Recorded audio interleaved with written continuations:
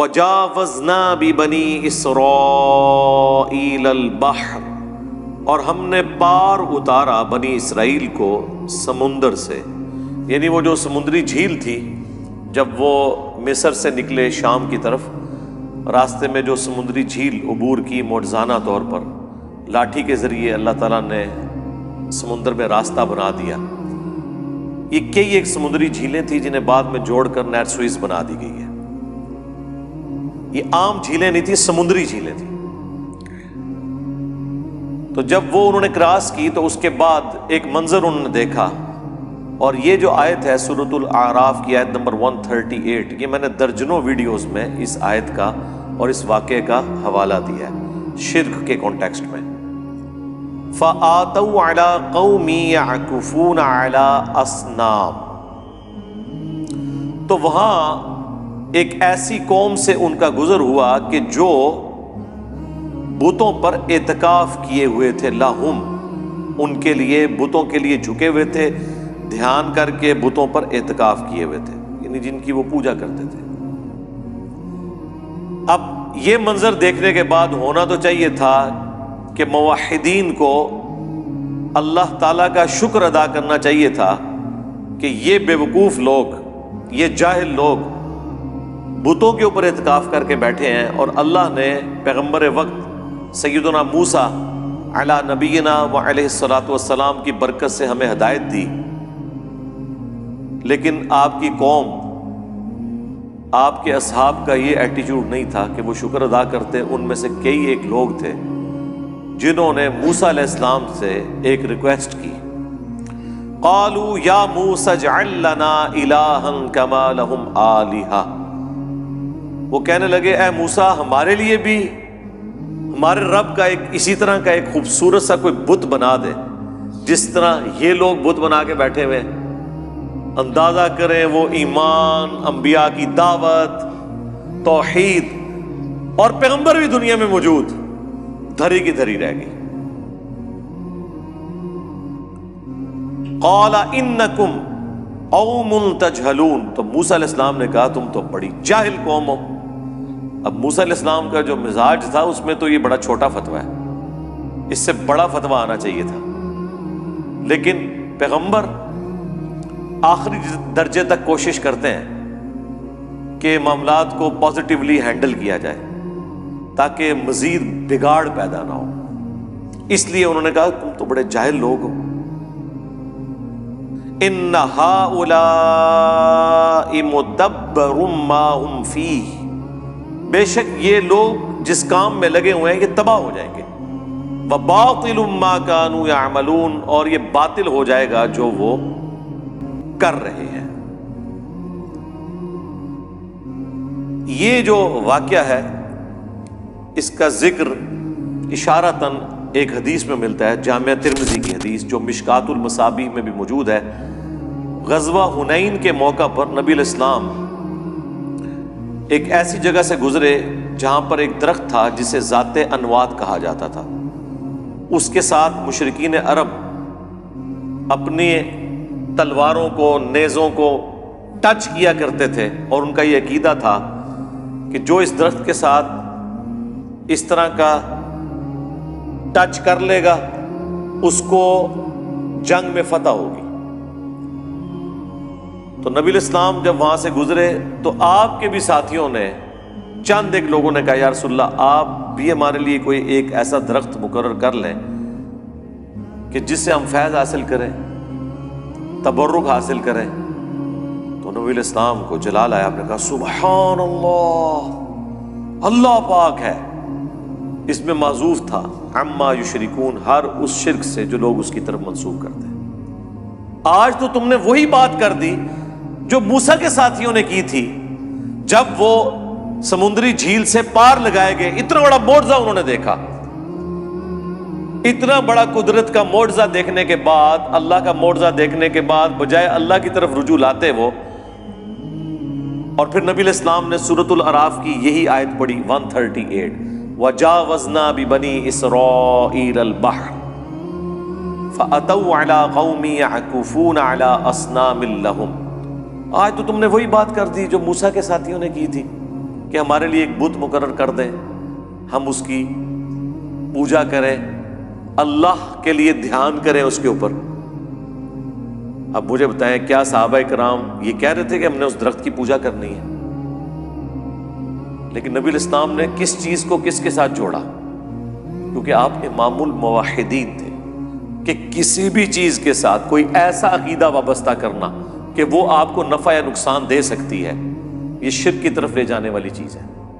اسی کے کانٹیکسٹ میں وہ حدیث ہے بخاری اور مسلم کی کہ حضرت عمر نے کہا اے حجر اسود تو ایک پتھر ہی ہے، نہ کسی کو نفع دے سکتا ہے نہ نقصان، اگر میں نبی کو نہ دیکھتا کہ وہ تمہیں چوم رہے ہیں صلی اللہ علیہ وآلہ وسلم، میں تمہیں چومتا بھی نہ۔ عقیدہ سمجھا دیا۔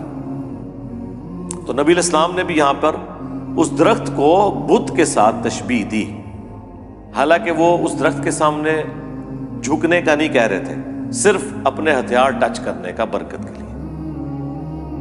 پھر آپ نے فرمایا تم بھی اگلے لوگوں کے طریقوں پر چل پڑو گے، یعنی جس طرح بنی اسرائیل تھیندے تھیں گئی تھی نا، آہستہ آہستہ شرک میں مبتلا ہو گئے، تمہارے اندر بھی یہ خرابیاں آئیں گی۔ اب یہ ایک پورا ٹاپک ہے، اور جو بخاری مسلم کی حدیث ہے مجھے تم سے شرک کا خوف نہیں، بس وہ آدھی حدیث ہی پڑھتے ہیں، اس کے اوپر میں نے پوری ویڈیو ریکارڈ کروا دی ہے، اس میں نے یہ حدیث کور کی تھی، جسے شوق ہے تو وہ 1 گھنٹے کا لیکچر دیکھ لے۔ مجھے اپنے بعد تم سے شرک کا خوف نہیں، یہاں پر آپ نے یہ فرمایا، اور بخاری اور مسلم میں اس کا آخری والا حصہ بھی موجود ہے، جو ترمذی میں تو بس اتنا ہی ہے، بخاری اور مسلم میں یہ الفاظ ہیں تم بھی اگلے لوگوں کی پیروی شروع کر دو گے، قدم بقدم بالشت بر بالشت، حتیٰ کہ اگلے لوگوں میں سے کوئی گوہ کے سوراخ میں داخل ہوا تم بھی وہی کام کرو گے۔ صحابہ نے پوچھا یہ اگلے لوگوں سے مراد کیا یہود و نصارہ ہیں؟ تو آپ نے فرمایا اگر وہ لوگ مراد نہیں تو اور کون سے لوگ مراد ہیں؟ اور یہاں اسپیسیفکلی اگلے لوگوں کے طریقے پہ چلنے سے مراد عقیدے کی خرابی تھی، نہ کہ اعمال کی خرابی، یعنی وہ شرک کی طرف لے جانے والی چیز۔ کیونکہ یہ حدیث جو ہے نا، وہ بریلوی علماء کہتے ہیں اس سے مراد یہود و نصارہ کا فیشن ہے کہ تم بھی وہی فیشن شروع کر دو گے۔ تو پھر ہم نے ان سے کہا تھا رکو ذرا، صبر کرو، اس کا شان ارشاد ہم آپ کو بتاتے ہیں کہ بخاری اور مسلم کی یہ حدیث ترمذی میں اور مشکات میں مکمل موجود ہے، جہاں پر ذات انوات ایک درخت تھا جس کے ساتھ مشرکین عرب اسلحہ لٹکایا کرتے تھے برکت کے لیے۔ اس موقع پر نبی علیہ السلام نے فرمایا تھا جب آپ کے ساتھیوں نے یہی کام کرنے کی ریکویسٹ کی، اور حضور تو ایک سٹیپ آگے گئے، آپ نے تو کہا تم نے تو قوم موسیٰ والا کام کر دیا ہے کہ انہوں نے بت مانگ لیا تھا اللہ کا، تم نے بھی یہ سمجھ لو یہ بت ہی مانگ لیا۔ یار جس پیغمبر کی سینسٹیوٹی کا یہ لیول ہو توحید کے بارے میں، اس کی امت توحید کے معاملے میں کیجول ہو جائے، میری سمجھ سے تو باہر ہے، یہ کیسے ہو سکتا ہے؟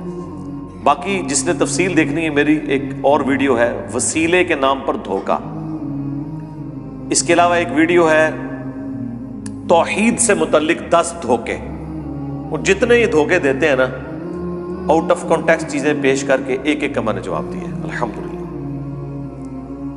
اب موسیٰ علیہ السلام ظاہر ہے ان کے لیے تو ایک بڑی تکلیف دہ چیز تھی، قال اغیر اللہ ابغیکم الہا وہو فضلکم علی العالمین۔ موسیٰ علیہ السلام کہنے لگے کیا میں اللہ کے سوا کوئی اور رب تمہارے لیے تلاش کروں، کوئی معبود تلاش کروں؟ اللہ، حالانکہ اس نے تمہیں تمام جہان والوں پر فضیلت دی ہے، اس نے تمہیں تمام جہان والوں پر فضیلت دی، اور تمہارا حال یہ ہے کہ جس برائی کے اندر باقی لوگ مبتلا ہیں تم بھی وہی برائی کر رہے ہو۔ اس سے یہ بات پتہ چلی کہ فضیلت کا مطلب یہ نہیں ہے کہ انسان الٹے کام کرنا چھوڑ دے گا۔ کہتے ہیں نا جو کچھ بھی ہے تیرے محبوب کی امت سے ہے، اور رزلٹ یہ نکالتے ہیں کہ چونکہ نبی علیہ السلام کو اللہ نے تمام پیغمبروں پر اور آپ کی امت کو اگلی امتوں پہ فضیلت دی ہے، لہٰذا بس یہ نسبت کافی ہے۔ جناب نسبت تو یہاں بھی دیکھ لیں، اس زمانے میں بنی اسرائیل کو اللہ نے تمام جہان والوں پر فضیلت دی تھی، ہزاروں پیغمبر ان میں آئے، اور موسیٰ علیہ السلام کہہ رہے ہیں کہ تم لوگ اس طرح کی حرکتیں کر رہے ہو حالانکہ جہان والوں پر اللہ نے تمہیں فضیلت دی۔ یعنی کرتوت اپنے دیکھو. تمہیں تو اللہ کا گواہ بن کے توحید کے لیے کھڑا ہونا چاہیے تھا. اب موسیٰ علیہ السلام نے اللہ تعالیٰ کے احسانات انہیں گنوائے، اور یہ پیغمبروں کی عادت ہوتی ہے. قرآن کا بھی اسلوب یہ ہے کہ جب کسی کی اصلاح کرنی ہو تو اسے پھر احسانات گنوائے جاتے ہیں کہ تیرے ساتھ یہ کیا، یہ کیا، یہ کیا، تم لوگوں نے اینڈ پہ آ کے گند کر دیا. اتنا کچھ دیکھ کے 300 سال کی غلامی سے بنی اسرائیل کو اللہ نے نجات دی، اور اس کے گیس تم نے یہ کیا ہے کہ تم نے ابھی سمندر بھی اس معجزے کی وجہ سے کراس کیا، اور کراس کرتے ہی دوبارہ سے شرک کی طرف بھاگنے لگے ہو. پیغمبر ابھی فوت نہیں ہوئے، دنیا میں موجود ہے. وَإِذْ أَنْجَيْنَاكُمْ مِنْ آلِ فِرْعَوْنَ، وہ وقت یاد کرو جب اللہ نے تمہیں فرعونیوں سے نجات دی. یسومونکم سوء العذاب، جو تمہیں بڑا سخت عذاب دیتے تھے. غلام بنایا ہوا تھا، اور یہ کوئی تھوڑے بندے نہیں تھے، 6 لاکھ غلام تھے. 6 لاکھ، سب کے سب غلام. یقتلون ابناءکم، جو قتل کرتے تھے تمہارے بیٹوں کو. ویستحیون نساءکم، اور عورتوں کو زندہ چھوڑ دیتے تھے. اچھا، اس میں بعض لوگ پوچھتے ہیں کہ اگر یہی کرتے تھے تو ان کی نسل آگے کیسے چلی؟ تھوڑا عرصہ کے لیے حرکت کرتے تھے، اس میں کچھ مکمل طور پہ تو نہیں ہوتا تھا. کوئی انٹرنیٹ کا ڈیٹا نہیں تھا، کوئی آن لائن سسٹم نہیں تھا، کہیں پتہ چل گیا کہیں نہیں پتہ چلا، اس طرح معاملات ملے جلے چلنا شروع ہو جاتے تھے. وَفِي ذَلِكُمْ بَلَاءٌ مِّن رَبِّكُمْ عَظِيمٌ، اور اس میں تمہارے رب کی طرف سے بہت بڑی آزمائش تھی تم پر. رب کی طرف سے اس لیے کہ اللہ تعالیٰ چاہتا تو فرعون کو کھلی چھٹی نہ دیتا. یہ نہیں ہے کہ اللہ نے فرعون کو حکم دیا کہ تو یہ کر ان کے ساتھ، یہ مطلب نہیں ہے اس کا. وَوَاعَدْنَا مُوسَىٰ 30 لَيْلَةً، اب ایک اور اہم ترین واقعہ آ رہا ہے. جب کوہ طور پر موسیٰ علیہ السلام گئے، 30 دن کا وعدہ تھا موسیٰ علیہ السلام کے ساتھ. انیشلی 30 دن تھا، باقی اللہ تعالیٰ بونس کے طور پہ جتنا دے دے وہی اللہ نے ذکر کیا ہے. وَأَتْمَمْنَاهَا بِعَشْرٍ، پھر ہم نے اسے مزید 10 راتیں عطا فرما دی. فَتَمَّ مِيقَاتُ رَبِّهِ 40 لَيْلَةً، سو پوری ہو گئی اس کے رب کی میعاد 40 راتوں تک. 40 کی اہمیت ہے اللہ کے نزدیک ایک عدد کی، اس لیے وہ تبلیغی جماعت والوں نے بھی چلہ نکالا ہوا ہے کہ 40 دن آپ ایک کنٹینیوس ایک پریکٹس میں رہتے ہیں تو اس کے اثرات آپ پہ ہوتے ہیں. اور 3 چلے لگائیں تو وہ 4 مہینے بن جاتے ہیں. کہتے ہیں نا 4 مہینے لگا کر کام سیکھ لیں، وہ 4 مہینے انہوں نے 3 چلوں سے بنائے ہوئے ہیں. 40 ملٹیپلائڈ بائی 3 120 ڈیز، تو وہ 3 یعنی چلوں کو جمع کرتے ہیں تو وہ 4 مہینے بن جاتے ہیں.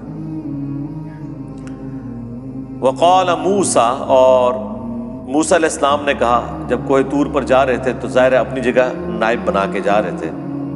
لِأَخِي ہارون، اپنے بھائی سے انہوں نے کہا ہارون. ہارون علیہ السلام عمر میں ان سے بڑے تھے لیکن منصب میں چھوٹے تھے، کیونکہ اللہ تعالیٰ نے موسیٰ علیہ السلام کو پیغمبر بنایا. ان کی دعا کی برکت سے اللہ تعالیٰ نے ہارون علیہ السلام کو پیغمبر بنایا. اور اسی کانٹیکسٹ میں وہ بخاری مسلم کی حدیث ہے کہ علی کی میرے ساتھ وہی نسبت ہے جو ہارون کی موسیٰ کے ساتھ، مگر میرے بعد کوئی نبی نہیں. اور یہ آپ علیہ السلام نے جب غزوہ تبوک کے موقع پر جا رہے تھے تو حضرت علی کو عورتوں پر اور بچوں پر خلیفہ کے طور پر چھوڑا. یہاں پر بھی موسیٰ علیہ السلام جب کوہ طور پر جا رہے تھے تو حضرت ہارون علیہ السلام کو پوری بنی اسرائیل کے اوپر اپنے بعد خلیفہ کے طور پر چھوڑا. لیکن ایک فرق تھا.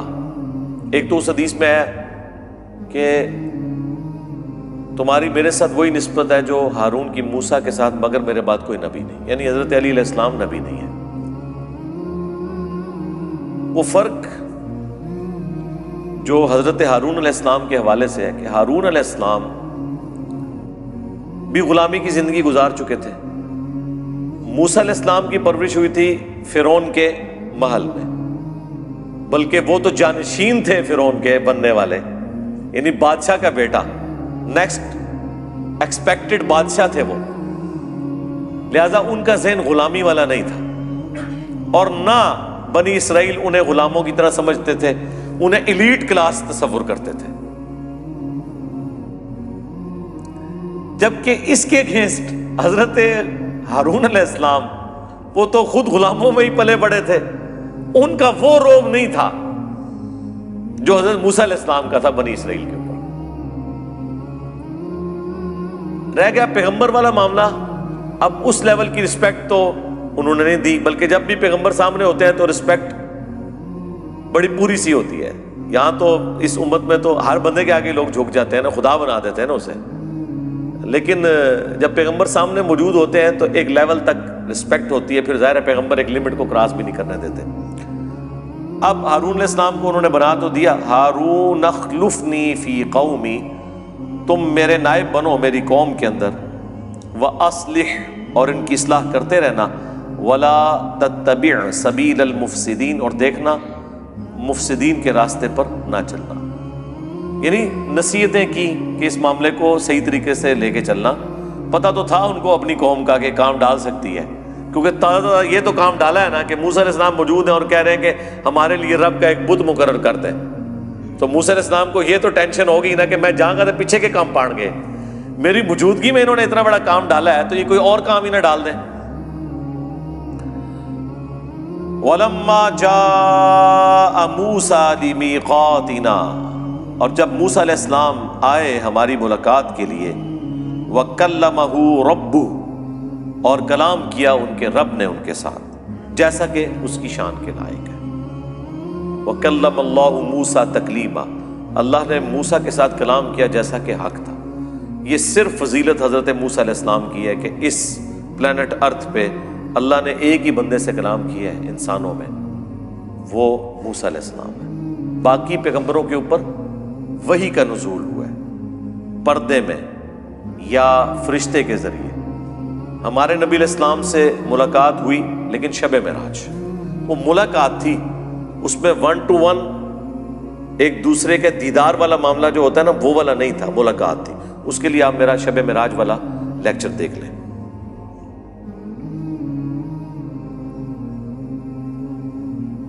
اب جب ملاقات ہوئی تو ان کے رب نے جب ان سے کلام کیا تو ظاہر ہے 40 دن تک آپ کی اللہ کے ساتھ گفتگو ہو رہی ہو۔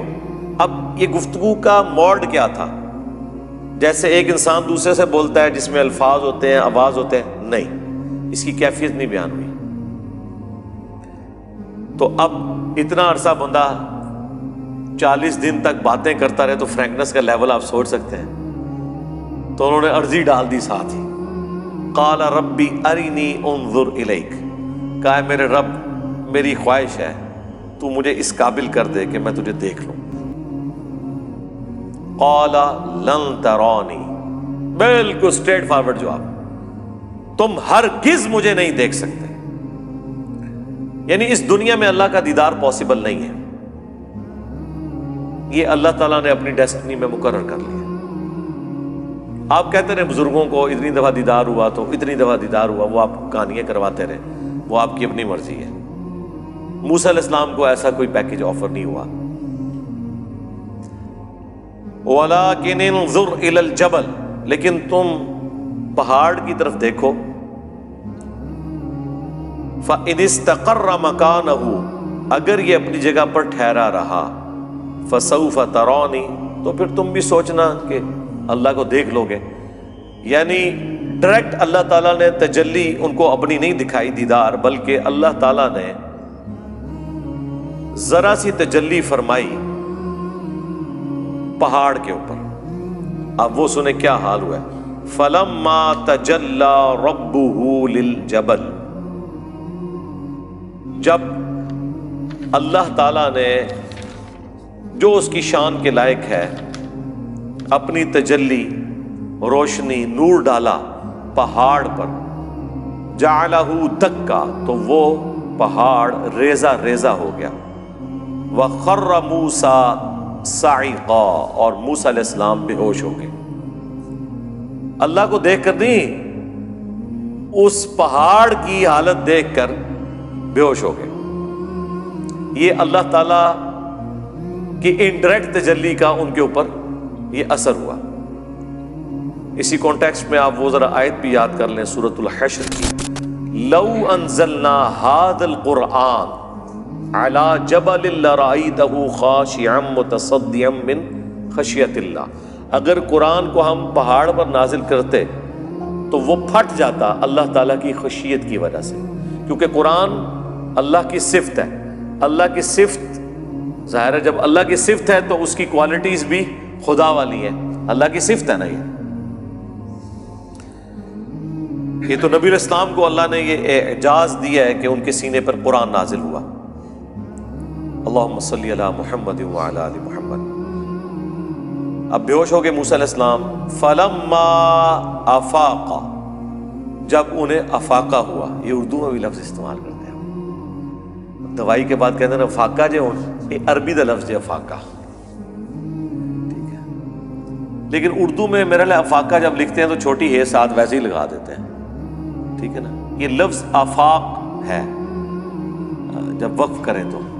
جب انہیں افاقہ ہوا، قال سبحانک، انہوں نے کہا یا اللہ تو پاک ہے، تبت الیک، میں تیری طرف رجوع لاتا ہوں، توبہ کرتا ہوں، وانا اول المؤمنین، سب سے پہلے میں مومن ہوتا ہوں۔ اب یعنی اللہ تعالیٰ نے فرمایا تھا نا کہ تو مجھے دیکھ نہیں سکتا، اس کے اگینسٹ جو کچھ ہوا اس پر انہوں نے اپنی اس خواہش کے اظہار کے اوپر بھی توبہ کر لی۔ یہ ایک شریف النفس انسان کی، ایک نیک انسان کی، جبکہ وہ پیغمبر بھی ہے، یہی خوبی ہے۔ قال یا موسیٰ، اللہ تعالیٰ نے فرمایا اے موسیٰ، انی اصطفیتک علی الناس برسالاتی، بے شک میں نے تجھے چن لیا ہے تمام لوگوں پر اپنی رسالت کا پیغام پہنچانے کے لیے، یعنی بنی اسرائیل کے اوپر، وبکلامی، اور اپنے کلام کے ساتھ خاص، فخذ ما آتیتک وکن من الشاکرین، تو جو کچھ اب میں تمہیں دینے لگا ہوں اسے مضبوطی سے پکڑ لینا اور شکر گزار بندوں میں شامل ہونا۔ وہی اللہ تعالیٰ نے تورات عطا فرمائی، تختیوں پر پتھر نما سلیں تھیں جن کے اوپر وہ لکھی ہوئی تھی۔ وَكَتَبْنَا لَهُ فِي الْأَلْوَاحِ، ہم نے لکھ دی موسیٰ کے لیے تختیوں میں، مِن كُلِّ شَيْءٍ مَوْعِظَةٍ، ہر طرح کی نصیحت، وَتَفْصِيلًا لِكُلِّ شَيْءٍ، اور ہر چیز کی تفصیل۔ اب یہی وہ ایک معجزانہ اپروچ ہے جس کی طرف بنی اسرائیل نبی علیہ السلام کو بھی کہتے تھے کہ آپ کے اوپر آسمان سے کیوں نہیں ایسی کتاب نازل ہوئی۔ موسیٰ علیہ السلام کو تو اللہ تعالیٰ نے تختیوں پر دی تھی لکھی ہوئی۔ اب یہ ہمارے نبی علیہ السلام کے کیس میں قرآن جو ہے اللہ کا کلام سینے پر نازل ہوا، یہ ایک یونیک چیز ہے، اور سرکمسٹانسز کے اوپر نازل ہوا، اور 23 سال تک مسلسل آلموسٹ نازل ہوتا رہا۔ باقی کتابیں سلیبس کی فارم میں، قرآن سلیبس کی فارم میں نہیں ہے، حالات و واقعات کے مطابق ہے۔ اللہ کے علم میں تو ہے، بل ہوا قرآن مجید فی لوح محفوظ، لیکن اس کا ٹیسٹ یہ ہے کہ صحابہ کرام کے ہر مشکل وقت میں یا اچھے وقت میں اللہ کی طرف سے آیات نازل ہوتی تھی، مسلسل اللہ اور بندے کا ایک رشتہ قائم رہا۔ یعنی غزوہ بدر کی کمنٹری آئی ہے سورۃ الانفال میں، غزوہ احد کی کمنٹری سورہ آل عمران میں، غزوہ خندق کی کمنٹری سورہ الاحزاب میں، غزوہ تبوک کی تفصیلی کمنٹری سورہ التوبہ میں۔ اس کے علاوہ بھی حالات و واقعات کے مطابق قرآن نازل ہوتا تھا، کوئی غلطی ہوئی ہے تو اس کی ریمیڈی آ گئی ہے۔ یہ ایک جو خوبی تھی نا، اس کی وجہ سے ایک یہ بانڈ بڑا مضبوط ہے، اور نبی علیہ السلام کی یہ خوبی اگلی کتابوں میں بھی رپورٹ ہوئی تھی۔ آج بھی آپ جو انجیل مقدس ہے، جو تورات اور انجیل کا ایک سمجھ لیں اکٹھا انہوں نے انارکلی لاہور بائبل سوسائٹی نے پرنٹ کی ہوئی ہے، اس میں بھی آپ جو گاسپل آف جان ہے، یوحنا کی انجیل، وہ والا جو چیپٹر ہے، اس میں آپ چیپٹر نمبر 18 میں چلے جائیں تو وہاں پہ حضرت عیسیٰ علیہ السلام نبی علیہ السلام کی جو خوبی بیان کرتے ہیں، اسی طریقے سے موسیٰ علیہ السلام جو خوبی بیان کرتے ہیں ڈیٹرونومی میں، وہ یہی ہے کہ اللہ تعالیٰ ان کے منہ میں اپنا کلام ڈالے گا۔ اب یہ اس زمانے میں ایک بڑی یونیک چیز تھی کہ یہ نہیں ہوگا کہ تختیوں میں لکھے، اللہ تعالیٰ ڈائریکٹلی اس بندے کے اوپر قرآن نازل کرے گا۔ یہ آپ کی خوبی رپورٹ ہوئی ہے۔ تو یہاں پر تختیوں پہ لکھی ہوئی وہ دی جس میں ہر طرح کی نصیحت لکھی تھی، فَخُذْهَا بِقُوَّةٍ، تو اے موسیٰ علیہ السلام مضبوطی سے اسے پکڑ لو، وَأْمُرْ قَوْمَكَ، خود بھی پکڑو اور حکم دو اپنی قوم کو، يَأْخُذُوا بِأَحْسَنِهَا، وہ پکڑ لیں اس کی اچھی باتوں کو، یعنی اس میں جو بھی باتیں، ساری باتیں ہی اچھی ہیں لیکن اس کا بھی جو سب سے بہترین پہلو ہے نا اس کی طرف وہ ایمفسائز کریں۔ سَأُرِيكُمْ دَارَ الْفَاسِقِينَ، ان قریب میں تمہیں دکھاؤں گا نافرمانوں کا شہر یا ان کے رہنے کی جگہ۔ اب اس سے مراد یعنی ان قریب تمہیں شام تک پہنچا دوں گا جہاں پر اس وقت نافرمان لوگ آباد ہیں، اور الٹیمیٹلی اللہ تعالیٰ تمہیں فتح دے گا کافروں پر، اور سرزمین شام جو حضرت ابراہیم علیہ السلام کا مسکن ہے وہ تمہیں واپس مل جائے گی۔ لیکن وہ تو پھر آپ کو پتہ ہے جو کچھ ہوا، جہاد سے ہی منکر ہو گئے، پھر 40 سال تک کے لیے اللہ نے صحرائے سینا میں انہیں بھٹکنے دیا، پھر وہاں جو نئی نسل پیدا ہوئی انہوں نے پھر اس وقت جو پیغمبر تھے یوشع ابن نون، ان کی سرکردگی میں جہاد کیا اور اللہ تعالیٰ نے پھر کامیابی دی۔ پر موسیٰ علیہ السلام تو اسی دوران صحرائے سینا میں ہی فوت ہو گئے۔ آپ سے پہلے حضرت ہارون علیہ السلام بھی فوت ہو گئے، ان کی قبریں اسی صحرا میں بنی، کوئی مزار نہیں بنا جی، ہاں وہ گمنام قبریں۔